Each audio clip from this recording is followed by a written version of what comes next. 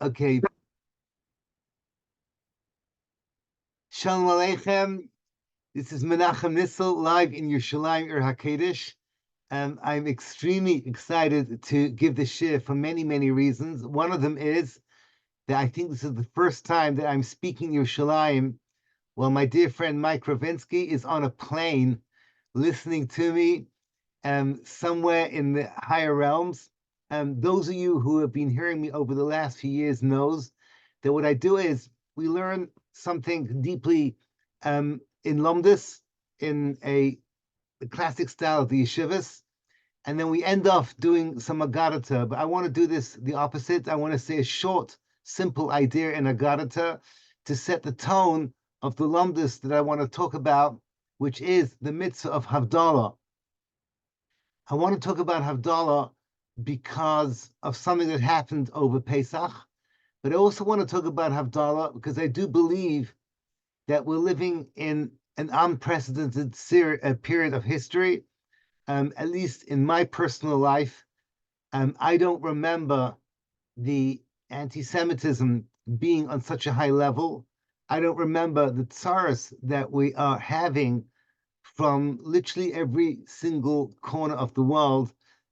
Don't ask me to explain why, as we speak, there are demonstrations in Malmö in Sweden against an Israeli singer that's singing in the Eurovision Song Contest. At the same time, on every single campus, not just across America and Canada, but now across Europe and across the world, students are fighting for a cause that is so blatantly evil. And on Havdalah, we say the following words. We say, Baruch Atah Hashem Elokeinu melech haolam, hamavdil ben kodesh l'chol. And as you all know, there are opinions that say that Havdalah is a mitzvah d'oraisa. It is, so to speak, the yin and yang to Kiddush. Kiddush brings in Shabbos. Havdalah brings out Shabbos. But Havdalah has a very specific message that as we go into the week, we remind ourselves of the difference between Kodesh and Chol, that which is holy and that which is mundane. And the Sfar Makdoshim bring down, it's really based on a piece from Rabbeinu Yonah, that Havdalah is not just contrast, which is the simple way of understanding the contrast between Shabbos and weekday, the contrast between Jew and non-Jew, but rather, as Rabbeinu Yonah says in Shari Tshuva, that what we're teaching ourselves is that we are bringing out the Kedusha of Shabbos by saying that everything that is a contrast to it is there to serve that which is the holy part. In other words, Chol only exists to be able to elevate and to bring out the power of that which is Kodesh. In exactly the same way, the 6 days of the week, everything we do during the week is there to elevate Shabbos. As NCSY sings at Havdalah, 6 more days to Shabbos. It's the proper way of seeing things. Everything is focused on Shabbos. In exactly the same way, the nations of the world are there to serve us. They're there to bring out the koyach of Klal Yisrael. They're there to bring out the mission of Klal Yisrael. This is a whole different way of looking at Havdalah. Havdalah is not just a separation between weekday and Shabbos, but rather a reminder that weekday brings out Shabbos, that darkness brings out light, ben or l'choshech, and then ben Yisrael la'amim. Everything we see in the nations of the world, Hashem is talking to us.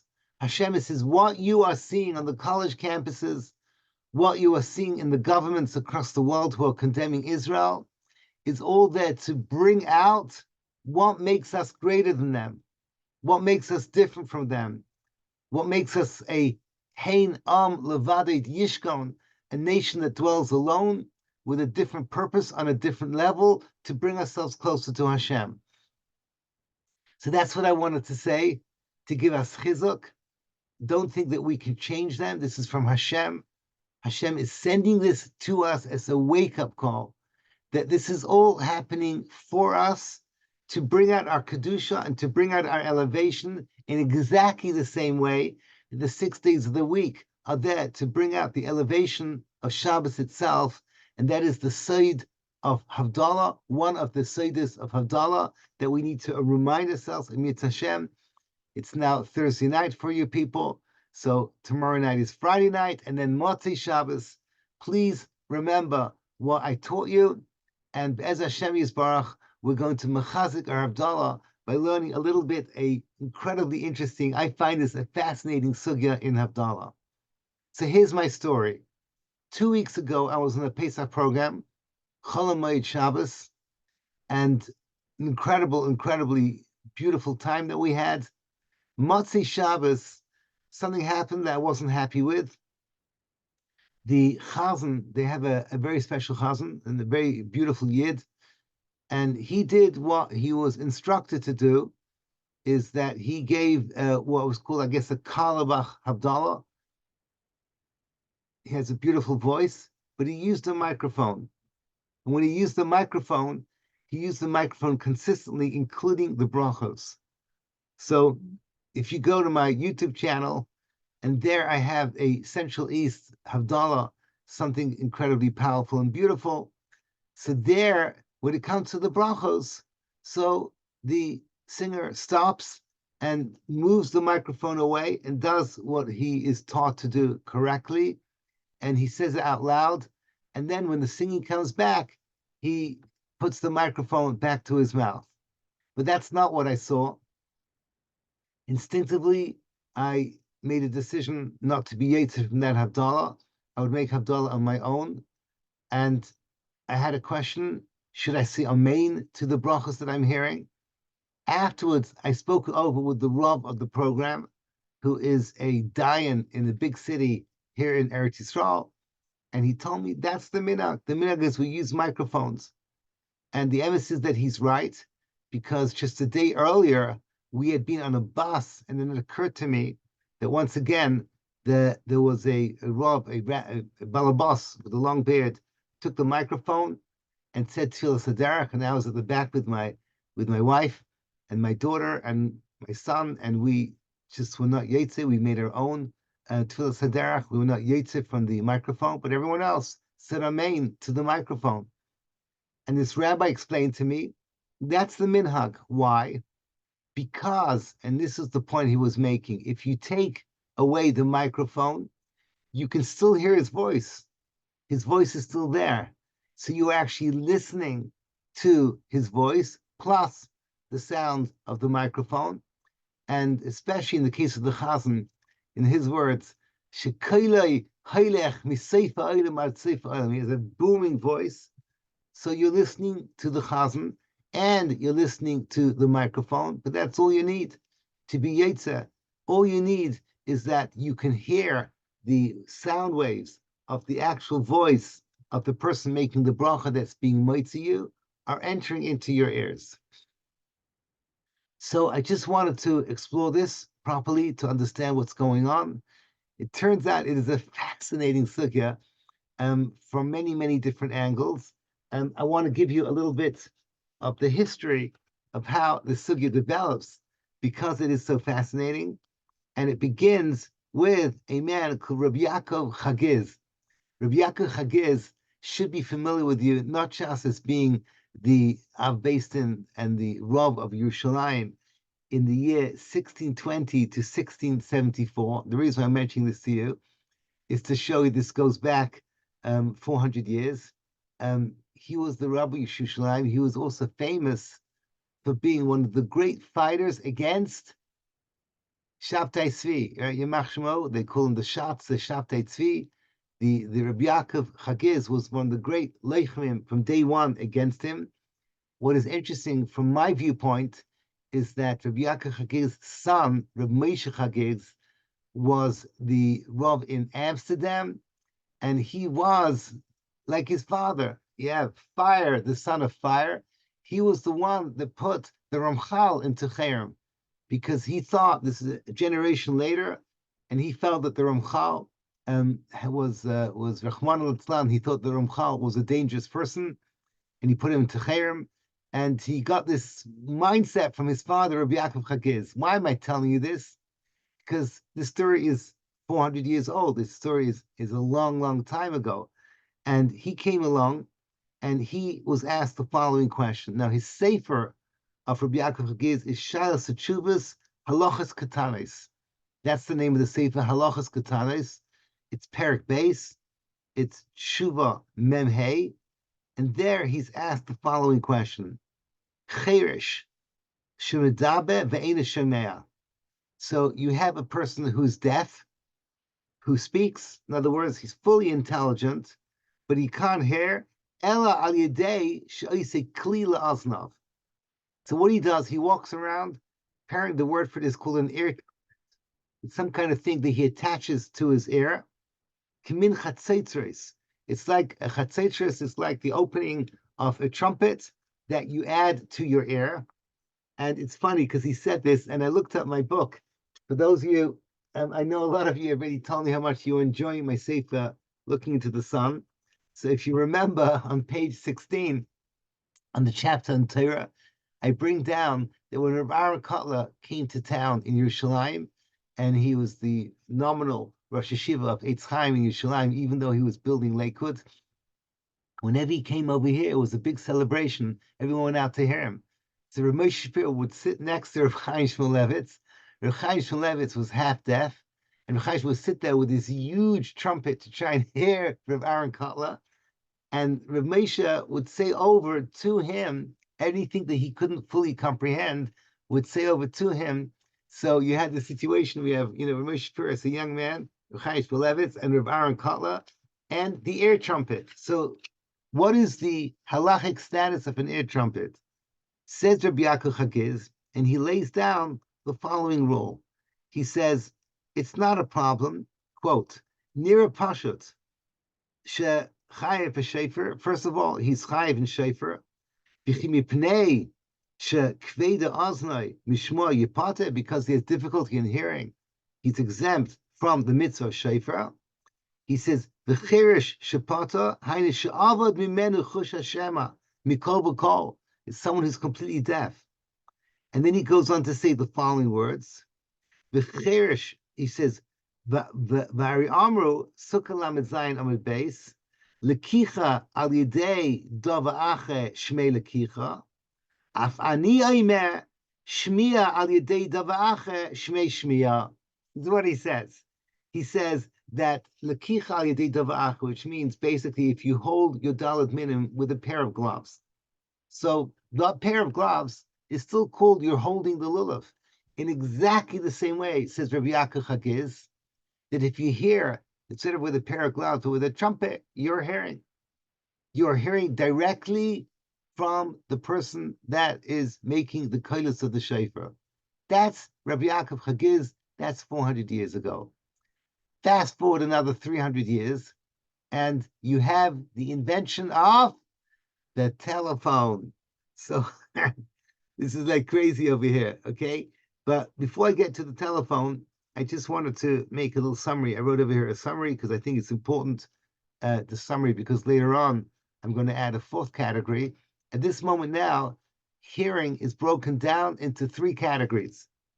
Number one is hearing directly, is I'm standing next to you and you're hearing my voice.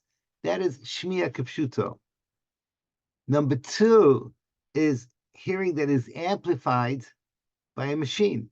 Now, what's happening in category number two is that you're hearing me not as a secondary voice, you're hearing me simultaneously, which is really the effect that is happening right now. Even though my friend Rebbe Ravinsky is flying somewhere over Missouri, wherever it is, as we speak, it's really, there's a split second between my voice and him hearing me. And I have over here a comment. Let me just bring this out. A comment from Reb David. Hold on. Chat. Hold on. Yeah, I know a posik who has a son who is hearing impaired. He put him in Megillah so he won't rely on a hearing aid. Okay. So, and then I hear over here that Eli Loeb loves my sefer. Okay, so let's get there. Okay, laat laat, as they say. Habibi, we're getting there. Okay, so the point is that we have simultaneous speaking, and then, which is called level 2. So you're hearing my voice, but it's through a machine, but the koil that you're hearing is direct. And the third one, which is a kol sheni, which is a delayed one, that is absolutely also according to everyone. It's a Mefurish Mishnah. What's the Mishnah? The Mishnah Rosh Hashanah, Paragimel, Mishnah Zayin, Hatekel Techabar. So you're hearing, you're not inside the bar, you're outside the bar, but you're hearing an echo coming from the bar. He says, Koil Avar Shama Lo Yatza. You're not hearing the shofar, you're hearing the secondary sound of the shofar, which is the echo. You're not Yetzeh. So that is the opening statement. Let's take a l'chaim over here. Fast forward. Rabbi Yosef Engel, he lived 1859 to 1919. I'm giving you these dates to show you how the history unfolds. The phone was invented in 1876, if I'm not mistaken, by Alexander Bell. And he comes along and he says, he was the Rav in Krakow, he was the Rosh Hashiva, and he was matir a kol shefer, or the kol of the Megillah al yedei telephone, right? In his words, shenischadish biyamenu, this new chiddush of hearing a Megillah by telephone. So you're stuck in a hospital, no one is there to read the Megillah for you, and someone comes along, and you pick up the phone, and you're hearing in your local shul, Kriyas Megillah. Kol shofar is a little harder to understand how that could happen with a telephone. But Takasha Namaisa, you have a telephone and you are hearing the kol of shofar. So he says, L'chayra, it's fine, because Mali trumpet of Reb Yaakov Chagiz, Mali telephone line. It's the same idea. It's basically an amplifying machine. It just this manages to go from one end of the world to the other end of the world. But at the end of the day, it's happening simultaneously. That's what we call level 2. So he invokes the words of Rabbi Yaakov Chagiz to be matir Megillah, Kriyas Megillah al yedei a telephone. Not much after that. This is already before the war. You have the Minchas Eloza, you have the Munkacher Rebbe, and he's the first one to start to create trouble over here. He says, wait a second. Shofar, the whole in of shofar is that you have to hear the sound of the shofar, meaning when Reuven blows the shofar, the sound waves, he has to enter into your ear directly. And he says that when you are hearing on the telephone, the kol is already, in his words, mu'urav. It's not the original, it's mixed with other things that are going over there. It says, B'lei kamoy hakoil shel ish shemedaber, rak koilei kov. It's not like a person that just has a weak voice that needs to be amplified. And he says that over here, the kol shefer has been through the telephone. It's been mishtana v'yisarev. So it's changed and it's mixed with something else. And therefore, he says that the koil of a telephone is a koil of a havar. It's like an echo. And therefore, it's possible for shofar. It's like hearing it through a bar. However, says the Minchas Elazar, Esther is mutter. Megillas Esther, there's nothing wrong with it. So, yeah. So everyone's asking me if you're hearing my voice or you're hearing electronic reproduction. I'll get there in exactly one moment. But the Minchas Elazar apparently never went to university, never studied physics. So he was very happy to say that for Megillah is fine. Why? De'ein psul shel Megillah shekoil nisaber. We don't care if it's not the original sound with Megillah. As long as it is happening simultaneously, Kol Megillah is just fine. That's what he says. So this is an incredible thing. The Minchas Elazar saw the telephone as basically a sophisticated amplifier. And ultimately, there's nothing different between the chatzetras of Rabbi Yaakov Chagiz and a telephone line.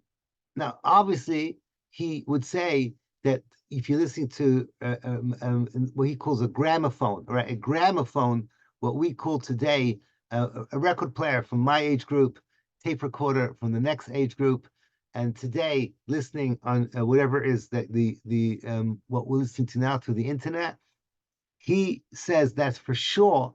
If it's happening on a recording, everyone calls that a kol sheni. That is absolutely nothing. You're not hearing the voice of the person, you're hearing a different voice. But a telephone is just a glorified speaker. Now, it's very interesting.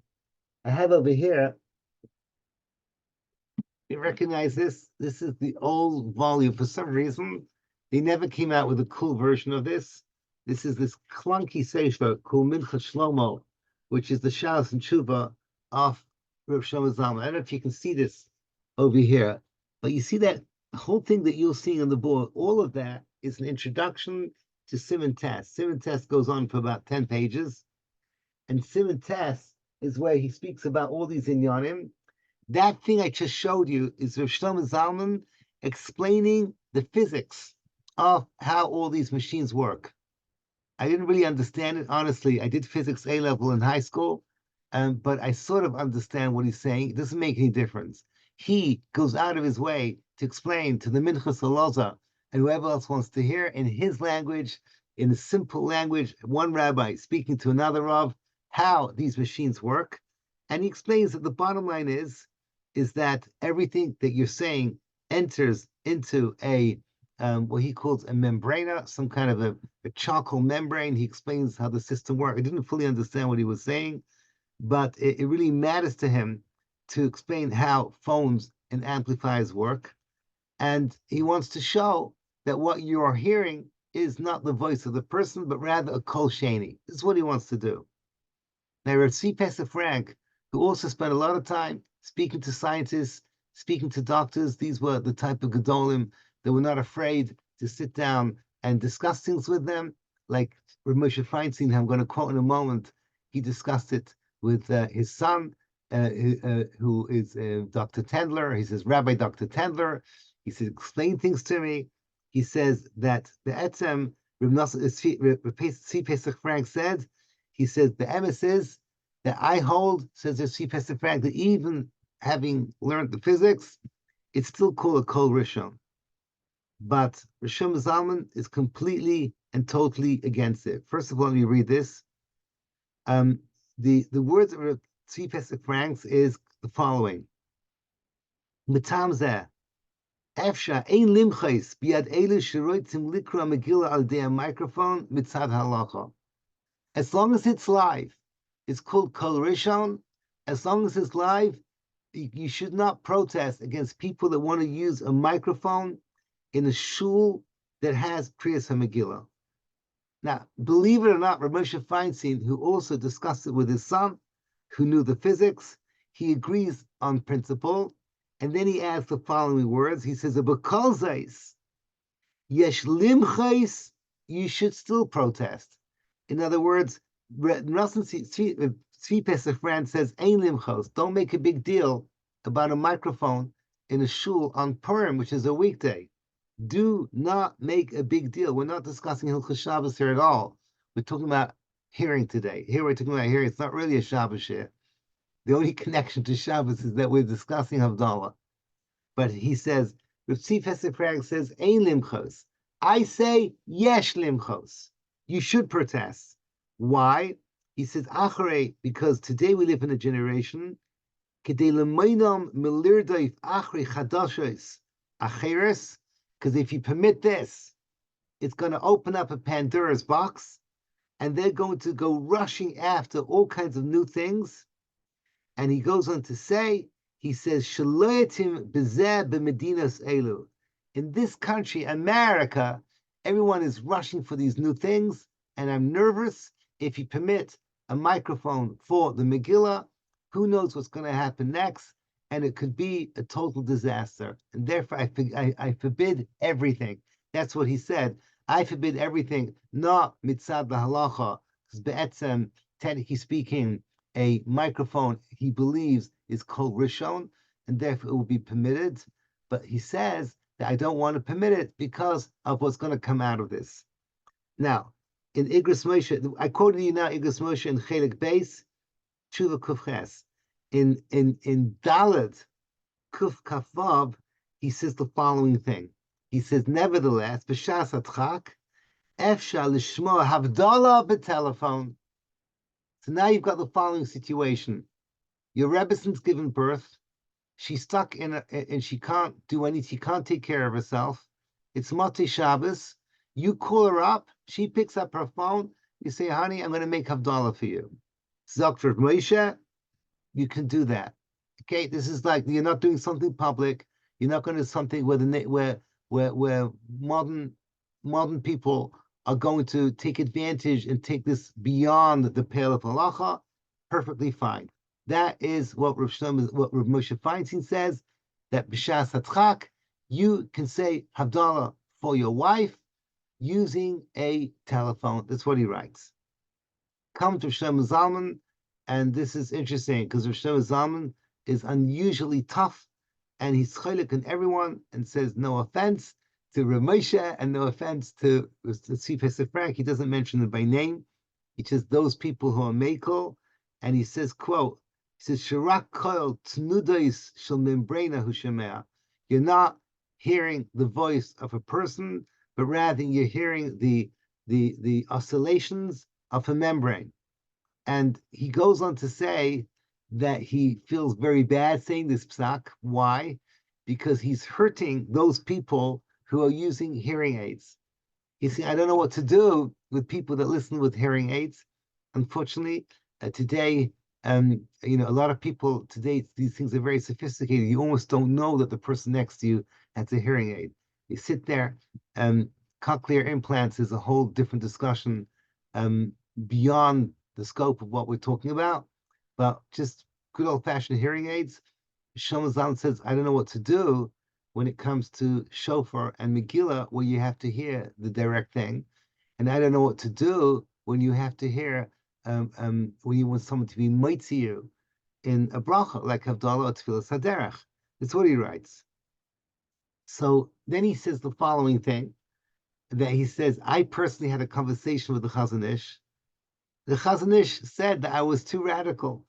He said, I don't know if you're right, and I don't know if you're wrong, but I'm mistapik because of this powerful thing called miyad. And honestly, the Chazon Ish himself says the fact that this is happening simultaneously, maybe that's all you need to be yetzer for these mitzvos.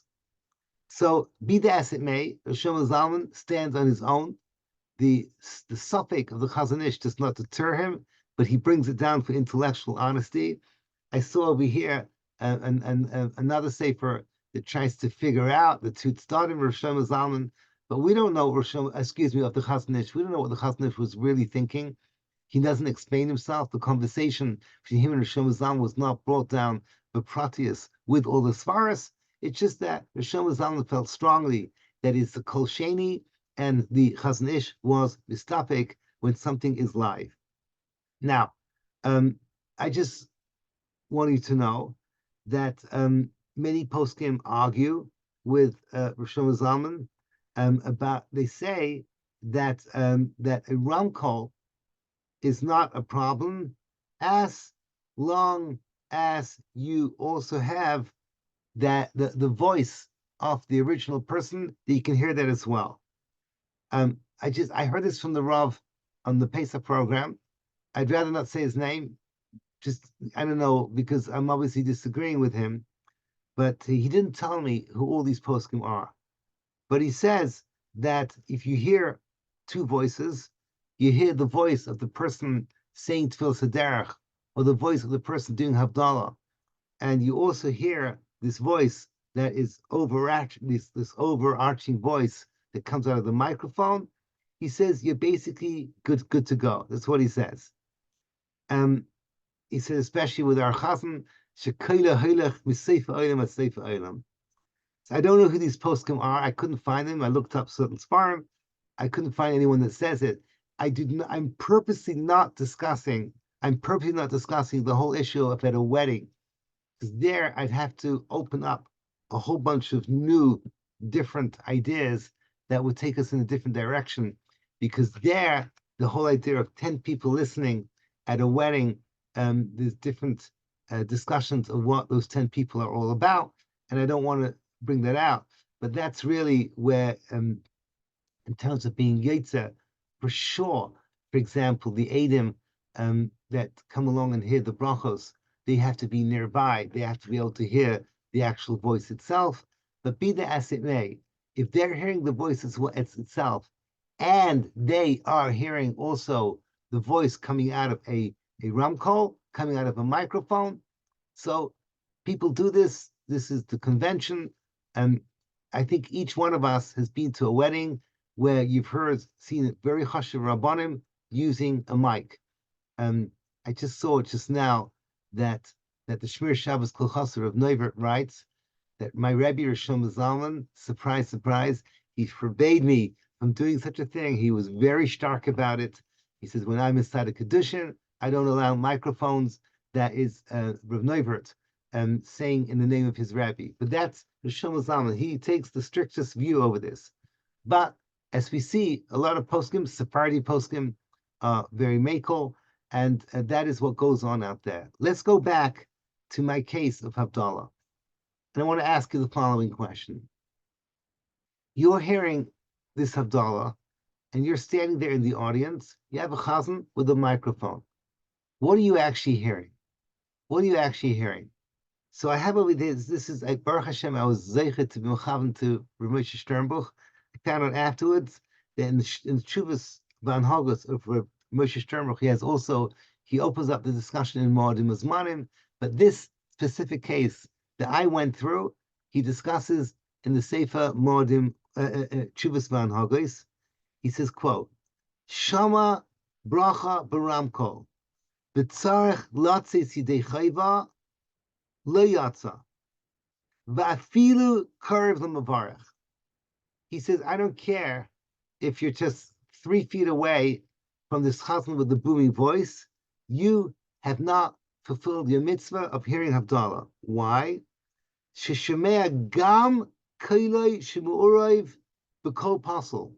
You're hearing a kosher voice, which is the voice coming out of the waves coming out of his throat, mixed together with a pasel one, and nira lahachmer, I think you should be machmer the loyat. In other words, he hears the possibility not that way.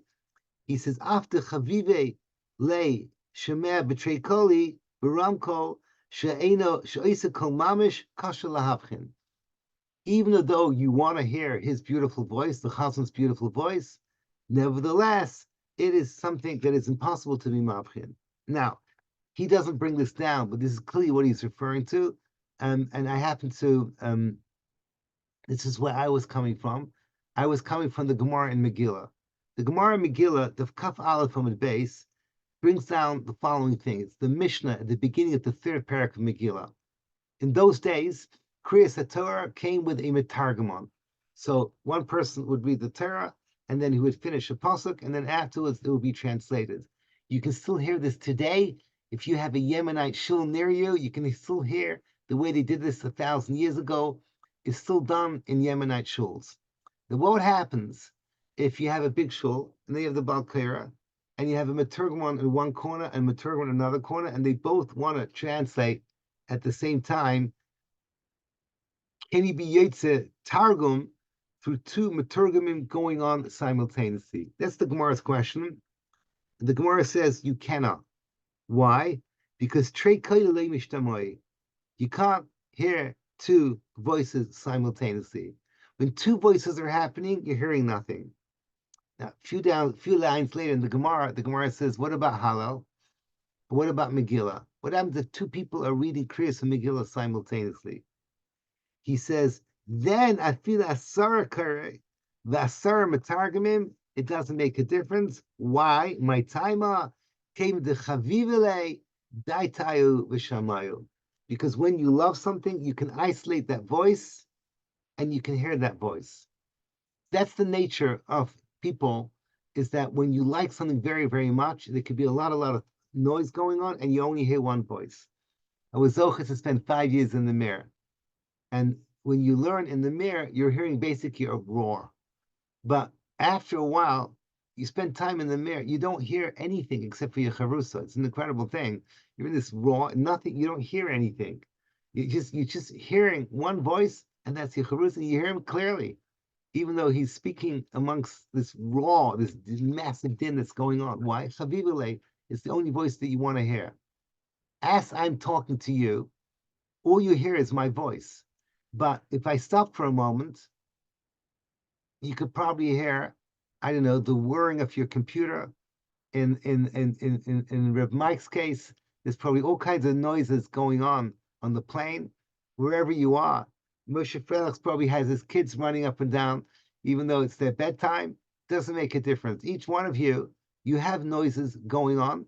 You switch them out. Why? That which is chaviv alecha is the only thing that you hear.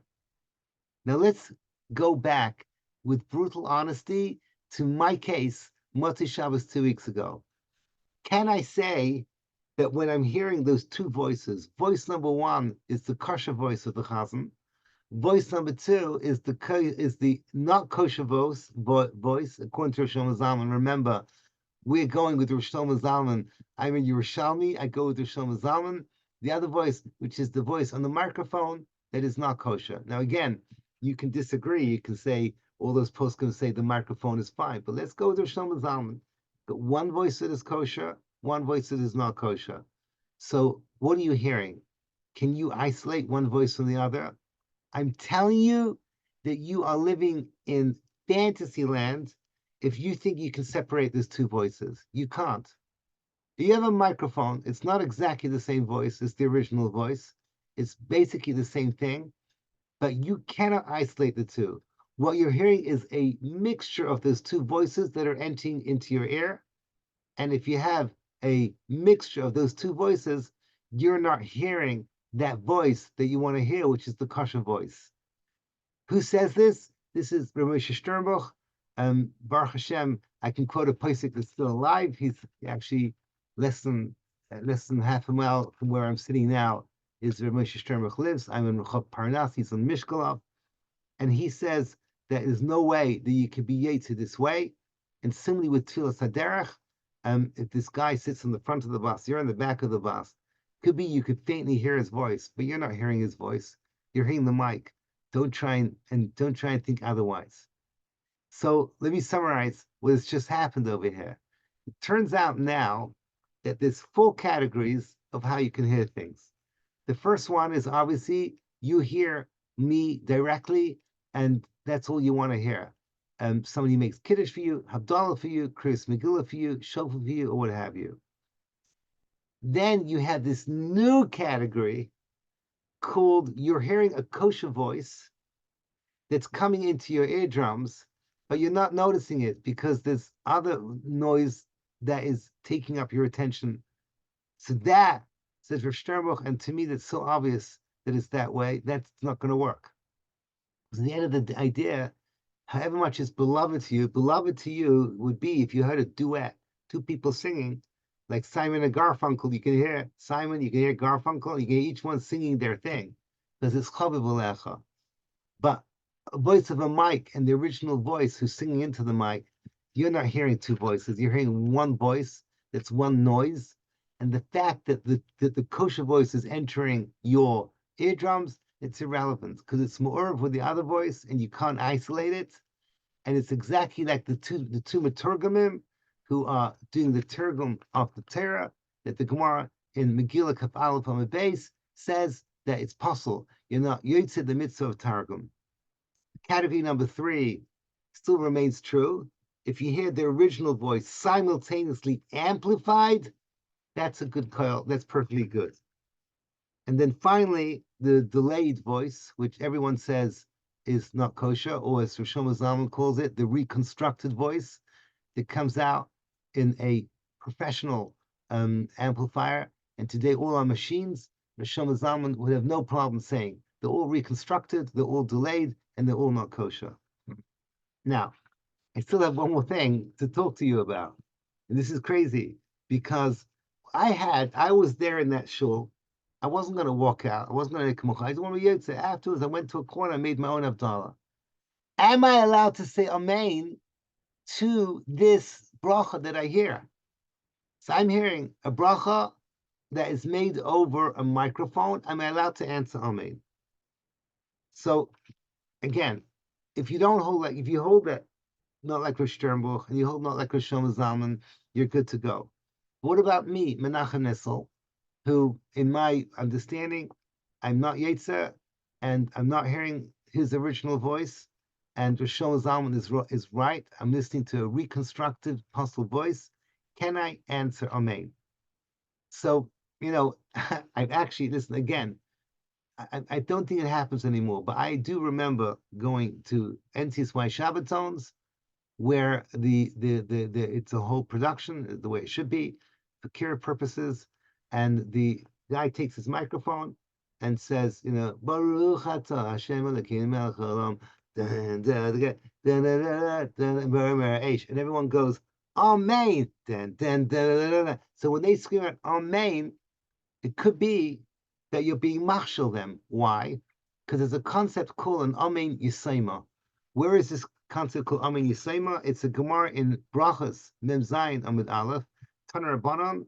He says, Ein Einim Lei Amen Chatufa, Below Amen Katufa, Below Amen Yisema.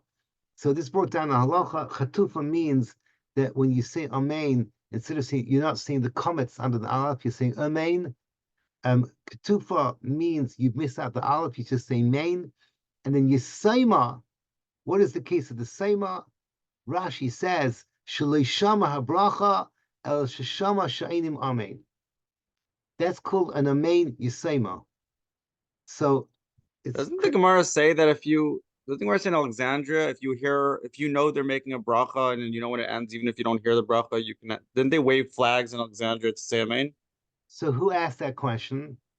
Rashi on the spot and Tesis on the spot and Mem Zayin. Exactly, that's the next point I wanted to make. Hodel Hashem Reb Eli. So I just want to point out before I begin that Amen Yisema is a very crazy thing, because 2 lines later, Ben Azai says, Kala'ina Amen Yisema Yeh Banav Yisemim. Chas v'shalom. I hope it's not literal. You say an Amen Yisema, your children will become Yisemim, means you're giving yourself the death penalty. So an Amen Yisema is a heavy thing. Comes from Eli Loeb, all the way from Savannah, and I should always say this, that all our learning is the refuah shalema for Batsheva, and as a shame, if she have until refuah shalema, all our learning is going to be for her refuah. Rashi and Tesis asked from the Gemara in Sukkah Nun Aleph from the base. Once upon a time, there was a extraordinarily huge shul in Alexandria. The Gemara in Sukkah describes how big it was, and how unprecedented it was, and how beautiful it was, and how it was destroyed, and why it was destroyed. It's a whole different discussion. But the bottom line is that the Chazan used to say Chazaras Hashatz, and when he got to whatever it is, Rofi Choli Ama Yisrael, so the people that could hear him would say Amen, and then the Gabbai would put up a sign that said Amen, and everyone in the back that couldn't hear him, thousands of people there, would scream out Amen. So L'chera, this is a classic example of an Amen Yisema. So there's 2 approaches in the Rishonim. There's Rashi and Tosfos, and then there's Rabbeinu Yonah and the Rosh. Stay with me. Rashi and Tosfos give a very simple answer. They say Amen Yisema means when you say Amen to a bracha, but you don't know what the bracha is all about. So you walk into shul, and you hear people saying Amen, and you say Amen. You don't know whether it was Birkas Kohanim, you don't know whether it's Kriyas HaTorah, you don't know whether it's Chazaras Hashat, you just hear people saying Amen. Happens to me in the Shtiblach all the time. You go into the Shtiblach in Imrei Shefa, at any given moment, there's an Amen to answer. But you don't know what you're saying Amen to. That's an Amen Yisoma. But here, it says Rashi and Tosfos, they have their Sidurim, and they hear the Chazan, the Gabbai puts up a sign, Chazaras Hashatz is beginning. And then suddenly they hear Amen. They know that was Magen Avram. Next Amen, they know that was Mechayim Mason. Third Amen, they know that was Ata Kodesh. So they know what they're saying Amen to. That is a kosher Amen. you're not yotze. No one can be mitzi you that way. And amen yisema that is kosher according to Rashi and Tosfos, if it's somebody who's trying to fulfill your duty. So, for example, if you're using Chazeres Hashatz as your Shemona Esrei, it's not going to work. But if it's something that you're not chayiv in, you just want to say amen to a bracha, no one's being made to you, Rashi Tosfos says, that's not an amen yisema. Beautiful. But Rashi, Rabbeinu Yonah and the Rosh have a different teretz. They say that all those people who were saying amen based on the flag had already davened the Shemona Esreis at home, and they came along, and they Bichlal did not plan to be Yaitzei, and the definition of an amen yisema is only when you hear something that you're chayiv in. That comes out. I wrote over here that there's 5 types of amen. The first one is the regular amen that you hear from the person next to you. My wife and I have a minhag. Whenever we can in the mornings, we try and pretend that we're Rebbetzin Kanievsky, Rabbi, and I say my morning brachas to her, and she says her morning brachas to me. It's beautiful to say amen to people's brachas. That's category number 1. Category number 2 is Alexandria, according to Rashi, and Tosfos, is that you know what they're up to. And excuse me, according to Rashi and Tosfos, it's even if they want to be mitzi you, even if you need to be yotze from them, so you can say amen as long as you know what they're up to. And the Rosh Rabbeinu Yonah says it's an amen that you're exempt from. If you're exempt from that amen, so you're allowed to say amen, and it's not considered amen yisema. The 4th category is if you say amen and you don't know where it's coming from, so that is mamish and amen yisema. You're just randomly saying amen to somebody's bracha. That is terrible. Now, the 5th category that is so obvious that no one says this is an amen that is chulin. So if somebody comes up to you and says to you, you should be bracha v'atzlacha, and you say amen. Chavrusa says it doesn't have to be a gadol. That amen is not an amen yisema. It's an amen that's chulin. Just like if I'm talking about secular judges, and like Parshas Mishpatim, I say Elohim, I have not said Hashem's name, because you're using it lechatchila as a vachtik amen. That's fine. Amen is a very beautiful thing. You should all say as many amens as you can throughout the day, because everyone should give everyone brachos. But to say amen randomly to something that is kadosh, that you have no idea what it is, that's an amen yisema, and that's a very serious thing. Okay, now listen to this. Rabbi Yosef has a very interesting tshuva, is in Havdalah. He brings down what would happen if I don't know if you've ever been in Israel in El. So in Israel in El, every night you put on the radio. The radios, the Haredi ones, are all run by Sephardim. You hear live from someplace in Afula, wherever it may be, some famous Chazan. He's doing slichos, and you're at home and you want to say slichos with the Shidur Chai, the live radio show. Says Ravadia, can you say Amen when you hear Kaddish? And can you say the Yud Gimel Midos when they say Hashem, Hashem, Kel Rachel V'chanon, that you need to do with a minyan? Anyone that's ever finished Tehillim, the Yerasan at the end ends with Yud Gimel Midos. It says, you may only say this with a minyan. So what are you going to do now? Can you say it on the radio? Ravadia says, no problem. Why not? It's no different from Rashi and Tosfos Shita in Alexandria. You know what they're saying, and they know what they're saying, and they're fulfilling their mitzvah. So all you're doing is basically seeing a flag being lifted. That's the radio show. The radio show is the equivalent of a flag telling you that somewhere a real amen is happening. You can say amen. So he says it's pasha that you can't say amen if you hear a recording. By the way, I have to tell you how crazy this is. If you ever listen to Shir of Ramesh Shapiro on the internet, they're all recordings from the Thursday night share. And whenever he finishes, you hear them saying Kaddish. And it's so hard to remember not to say Amen. You're hearing a recording from something that happened 20 years ago. Ramesh is not alive anymore. And you're hearing this guy, it's very hard not to say Amen, but you're not allowed to say Amen. It's mamash, you're not supposed to say Amen. So this is something that Ravadia concedes. But Is if you there hear a delay in the radio though? Because if you're more than 2 or 3 seconds after the bracha, then it's too late. No. technically speaking, there's a delay when Reuven speaks to Shimon. It's there. It's a split second, and there it's a few seconds. But I'm that's saying, still don't you have to that. answer main within 2 or 3 seconds of a bracha? Doesn't that? Yeah, I think that's not a problem. There's another tshuva that of what's his name that he brings down Rabbi Yaakov Chagiz is he is matir if you hear a shofar that you're hearing the voice but you're on the other side of a valley. It's literally very very far away. So this is something and he says that's mutter because it's still kol rishon is not dependent on time as long as it's the kol rishon. Kol sheni means that something has happened to transfer it to give it a different direction. So it does make a difference that it's a few seconds later, or it could But be. if you make a bracha and I answer 3 seconds later after you finish your bracha, that's okay or that's not okay?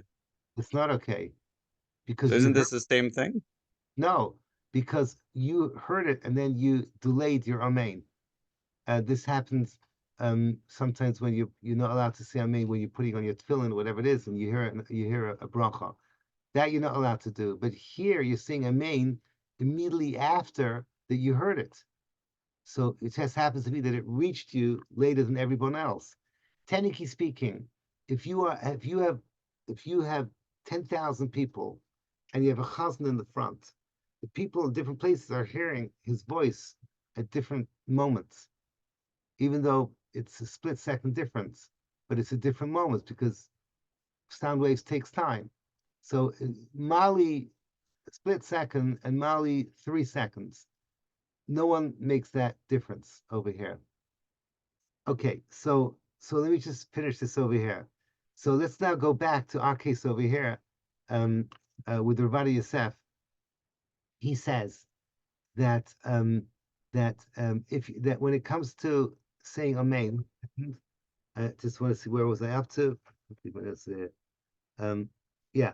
So over here, in our case over here, he says if you are not um, if you're not planning to be Yetzer, so um, is it mutter to say Amen or not?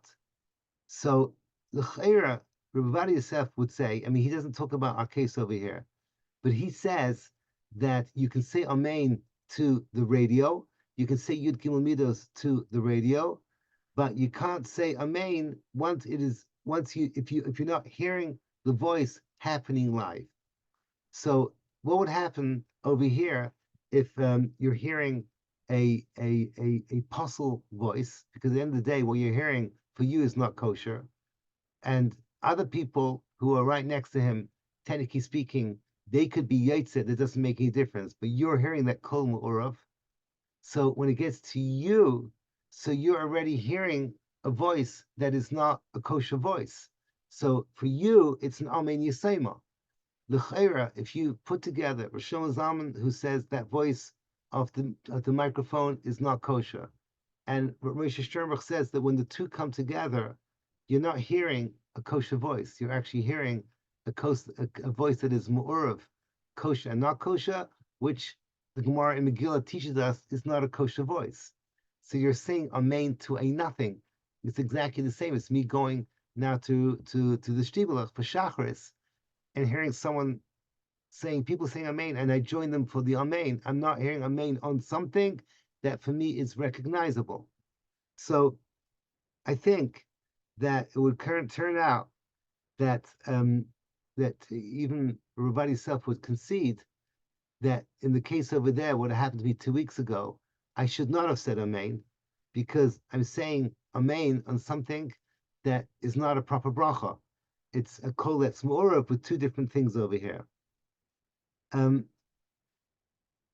yeah, I don't know halacha. Halacha, obviously, we always look to be done the kafschus, but I have 3 minutes left. So I just wanted to say something that bothered me with Ravada Yosef was this thing about the Yud Gimel Midos. The Yud Gimel Midos, you're sitting in your house and you're hearing a radio station saying Yud Gimel, you're saying Yud Gimel with them. Now it happens to be, I understand that this whole thing about 10 people, normally 10 people is because you have to create a tzibur. So 10 people for Chazaras Hashatz, 10 people for Kaddish, 10 people for Baruch Hu, 10 people for Shemona Esrei. You're creating a tzibur. You're creating a Davish B'Gdusha. But with the Yud Gimel Midos, it's a little bit like what Rav Vosner writes about the 10 people at a wedding, is that you're creating a ma'amad of chashivos. It's a different kind of a sprach. If you want to say Yud Gimel Midos, you need 10 people to make it chashuv. So I don't know how, if someone is hearing in their home, they can see Yud Gimel Midos, because in your home, you're on your own. How can that be a davar chashuv? I don't really see how you can sort of latch on to the chashivas that's happening over here, where in your house, it's a ma'amad of lack of chashivas. It's just one person on their own. So I didn't really get that personally. Maybe you have an answer, but the bottom line is that I opened up a sugya for us. It's a fascinating thing how modern day technology has opened up the sugya, and I want to finish off the way I started off, is that this Motzi Shabbos, we taking Shabbos into the week. It's the Kiddush that sanctifies Shabbos as we go into Shabbos. Havdalah sanctifies Shabbos by reminding us that the week is Tafel to Shabbos, and especially what we're going through now, to remind ourselves that when we say Ben Yisrael La'amim, that the nations of the world are Tafel to us, and they're just there to bring out our Kedusha. And everything that's happening in the world today is a wake-up call directly from HaKadosh Baruch Hu. Do not try and change them. It will not happen, because it's all shaloi kederech hateva. It's all coming from HaKadosh Baruch Hu himself. Nothing's going to change. I honestly believe it's very important in NCSY to do hasbara, not so that we can change the goyim around us, so that we can wake up our students to the chashivas of what's going on and the craziness of what's going on, and to realize what it means to be the Am HaNifcha, and to realize what it means, Havdalah. As the old saying goes, I've forgotten who said it first, if we don't make the Havdalah, then, if we don't make the Kiddush, then they make Havdalah. And this is what's happening to us today. But as Hashem Yisbarach, we should wake up and make Shabbos Iker and the Vach secondary. Everything started on a Shabbos. Remember, Simchas Torah was on a Shabbos. Kedusha Shabbos should be the Iker, and everything should be toppled to that. And with that, we should be Zeicha to greet the Melech HaMashiach. Thank you all for coming. A special shout out to Brian Passell. For those that don't know him, you should get to know him. He is one of the pearls of the Houston community. Thank you so much for all joining us, and I wish you all a good show. Next week, there's Hashem Yisbarach, back to the Sugya and on the Lamates Malachas. Good Shabbos to all. Thank you.